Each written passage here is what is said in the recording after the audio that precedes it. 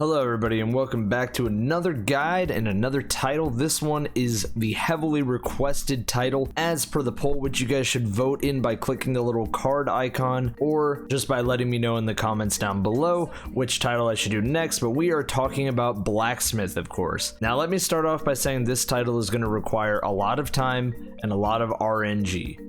As the theme of most of these titles are RNG, Blacksmith might have the most out of all of them. The first thing you need to do is forge 100 weapons.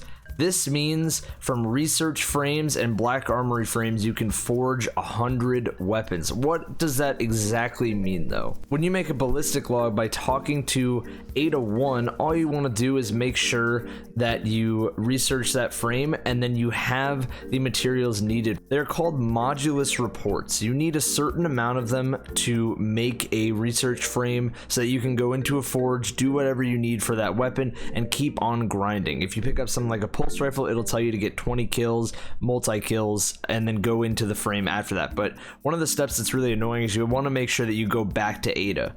After you have researched one frame, it will give you the powerful drop of that, but then the rest of them will not be powerful. You can continue on as you see fit. Just know that your modulus reports are used for that. And the same can be said about the research frames. These will require 4 modulus reports, but these can be easily done in other activities. So what I would recommend to get as many frames done as possible is to do one ballistic log frame, complete that, get another frame like a pulse rifle or a hand cannon frame, depending on which one you want to do, and then make sure to pick up a couple of research frames as well, from doing things like completing public events in the Dreaming City, to getting captured zones in Control, all the way to defeating high value targets in Gambit. It's a good way to double down on everything so that you're not just limited to one frame at a time.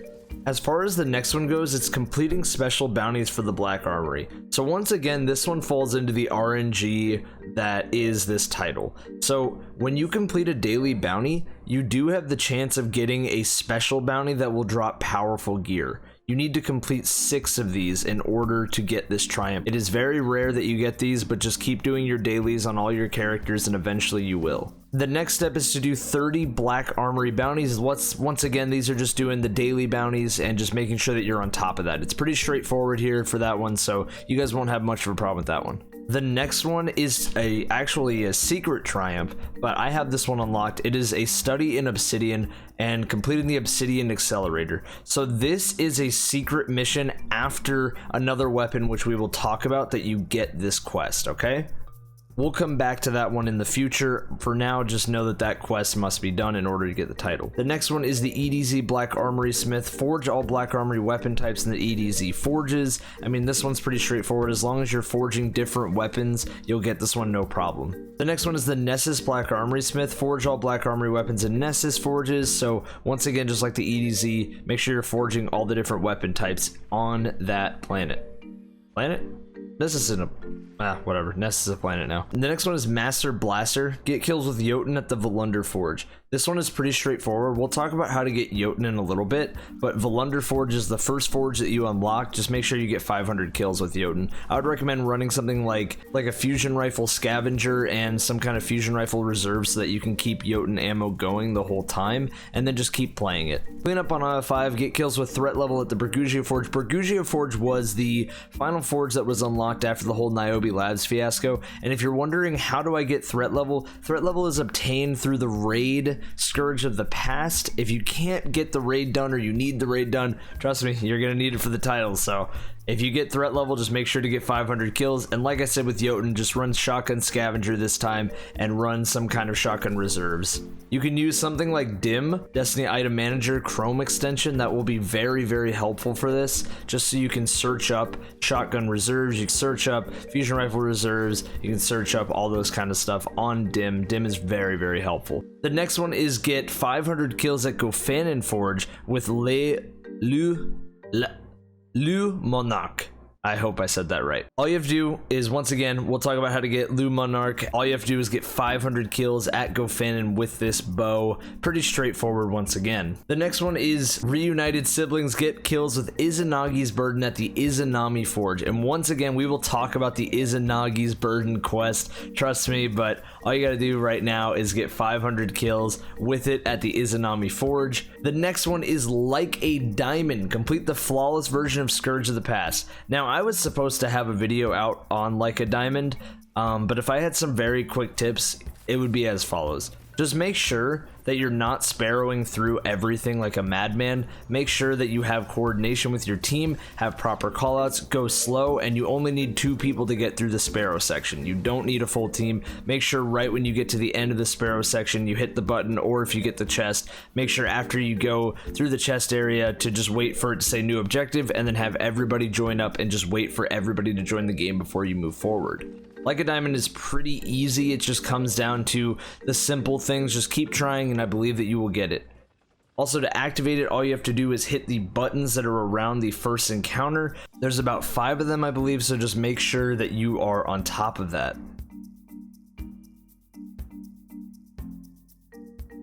To each their own. This one is very, very straightforward. When you fight the boss in the final encounter, he will have 6 shield points. There will be 2 on the knees, 1 on the shoulder, 1 on the armpit, and 2 on the back. All you have to do is make sure each player gets 1 of them. You cannot shoot more than 1 of them down. So using something like a sniper is pretty easy there. Just make sure that you claim it in text chat if you're on PC, and if you're on console, just make sure to verbally call out which one you are going to get, and then just shoot them accordingly. That one's pretty straightforward for a challenge. Make sure that you have the bounty from Hawthorne again. That is the important part. The next one is the Hold the Line challenge. This one is really easy, but it can be messed up pretty easily as well. So all you want to do is make sure in the first encounter, when you need to deposit charges at the map and then deposit in spots 1, 2, 3, or 4 in the raid, all you need to do is make sure that that charge on the map stays at least at half energy. So what that means is when one person comes to the map to go and slam the ball, they need to exchange with you and have them read the map. It'll speed up the encounter, and the Hold the Line challenge will be pretty easily done.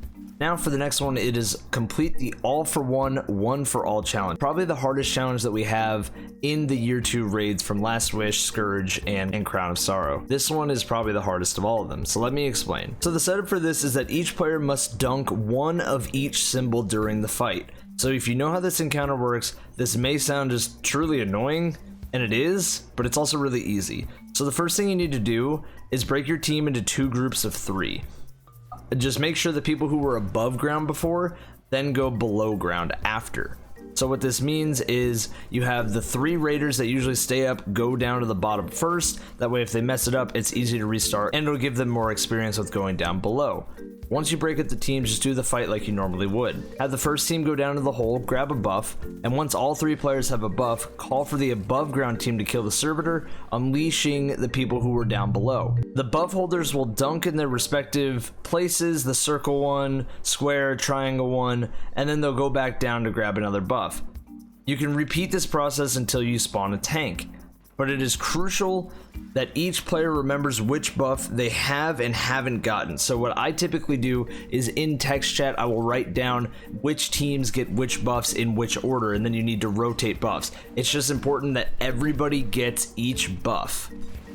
It's also important that you don't kill the boss too quickly, because you'll need the boss to be above half health after the first wave, or else it could be kind of weird and you might kill the boss too quickly. Once your first team has shot the boss with the tanks, they'll enter the underground one more time. This time they should be grabbing the only symbol they haven't gotten. So remember, you go, you kill it, you send them above, they deposit, you go back down with the second team, you each grab a buff, you go up, you deposit, you grab a tank, you hop in it, you hop out after you do about a quarter, maybe half, and then you send the first team down again to grab another symbol, and you keep repeating this process until everybody in the game has received at least one of the buffs once, okay? That is very, very important. and then make sure once everybody has, you kill the boss and hopefully don't die. Dying in here is actually the hardest part because sometimes it bugs out. If you die with the buff, you might not get the challenge completed. If you die without the buff, you might not get the challenge completed. It's been a little buggy, so I'd like some clarification in the comments if anybody has any. But that challenge is probably the hardest that we have. Just make sure everybody receives the buff once. Each buff once, I should say. So the next one is called Fast and Unwieldy. Escape Owlblaze Glory without losing a single fire team member. This one is actually the easiest triumph out of all of these because it is very, very easy to cheese this triumph.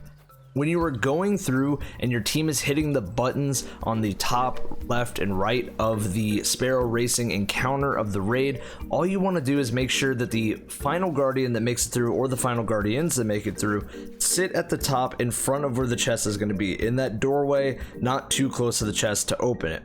Now, when everybody respawns, they can actually come back up through the hole and get close to the chest as well. You count down from 3, 2, 1, and everybody runs to the chest and opens it at the same time. Once you have opened up the chest, then the triumph will proc, because the game will think that since all 6 players opened up the chest at once, that everybody made it through together. When actually, you only need one person to make it through. The next one is also very easy. Raider of the Lost Treasure. Loot hidden chests in the Scourge of the Past raid 5 times. All you have to do is just go to the chest in Scourge and just get it 5 times. You can even repeat that encounter, I'm sure, as long as you open it up 5 times. Alright, so finally we are at the Blacksmith Collections tab. Now this is the part that is the most RNG out of everything.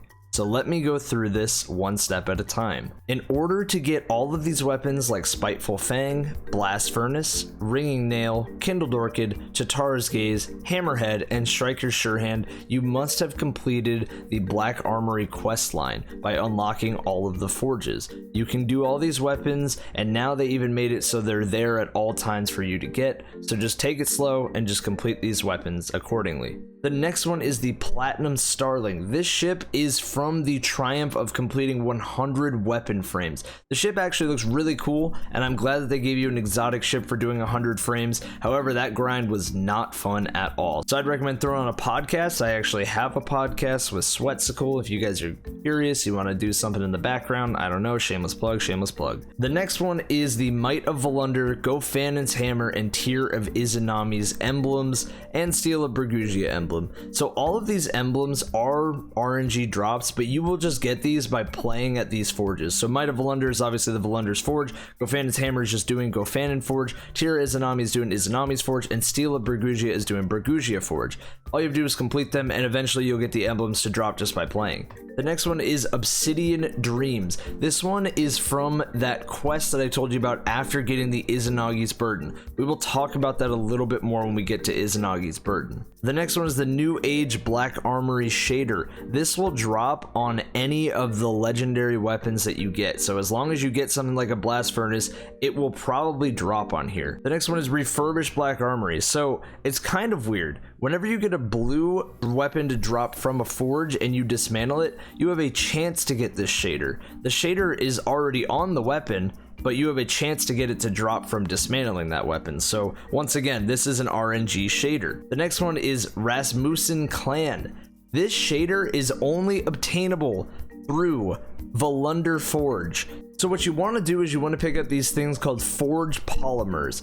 These will allow you, if you consume them, to get a piece of armor from the forge that you are doing as well with your weapon. So you can double down your chances of getting one of these shaders from doing these. It is completely RNG. It might take you a long time. It might take you no time. I'm sorry. That's just the way that this one is. The next one is House of Marin. The same thing applies, but this time this is at the Gofanon Forge. Next one is Satu Tribe, Satao Tribe. I don't know how to say the name, but this one is Izanami's Forge. And then finally, we have Bergusia Knight, which is not from Bergusia Forge.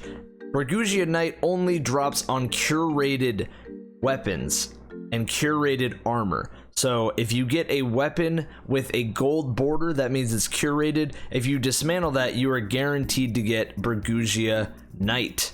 This one only drops from Black Armory curated things. So make sure if you are dismantling a Black Armory curated that you get this shader. The gear is pretty straightforward. I said the forged polymers are the best way to get it, but the next one is actually the Izanagi's Burden. So let's talk about that weapon and what it is, what it means, all that kind of stuff.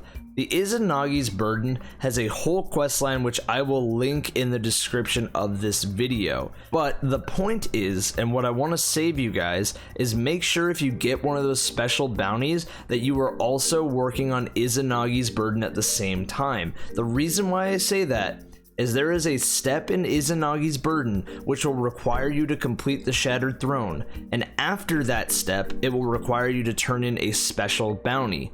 So why is this important? Well, special bounties will only last for 14 days, and the Shattered Throne comes around every 21 days. So if you happen to get a special bounty, you might not be lined up with Shattered Throne, and that would be detrimental to you doing this. So you want to make sure if you get a special bounty that you do it when Shattered Throne is available, and wait to turn it in until you have done the Shattered Throne for the Izanagi's Burden quest. Once again, I will leave a link in the description to the Izanagi's Burden quest. And why is it important that that emblem is associated with Izanagi's Burden as well? Well, I will explain that as well. So the Obsidian Dreams emblem is obtained after you have gotten the Izanagi's Burden quest. And once again, I will leave a link to a video on how to get the Obsidian Dreams emblem. It's pretty dang easy, but there are some steps involved, and it does require you to go back to where Niobe Labs was. So just make sure that you watch the video that I've linked in the description. Once you have done that mission, you get a cool little cutscene as well that I won't spoil for you, but you do get this emblem, and you get some story progression, as well as getting the triumph that was secret before. Now, there are a couple of other weapons that you're going to need in here that are completely RNG, so let me go over these. Monarque and Jotunn are both weapons that are obtainable from just doing forges with your powerful drops, so it has to be through a ballistic log. The Jotunn and the Monarque have the same chances of dropping, but they only drop from doing your ballistic logs. They do not drop from doing research frames,